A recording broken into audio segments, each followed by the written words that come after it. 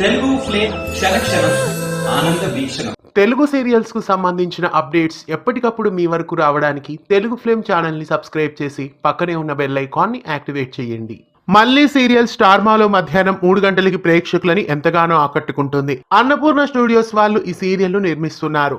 ఇక ఈ సీరియల్ చక్కటి కథతో ప్రేక్షకులని విశేషంగా ఆకట్టుకుంటుంది. ప్రస్తుతం ఈ సీరియల్లో బారసాల రోజు మాలిని కూతుర్ని ఎవరో ఎత్తుకొని వెళ్లిపోతారు. ఇక మళ్ళీ సీరియల్ కథలో ఒక కొత్త క్యారెక్టర్ ప్రవేశించింది. ఎస్ఐ మైసమ్మ అనే సరికొత్త క్యారెక్టర్ సీరియల్లో ఎంటర్ అయింది. ఇక మాలిని తన కూతురు కనిపించలేదని ఎస్ఐ మైసమ్మకి కంప్లైంట్ చేయబోతోంది.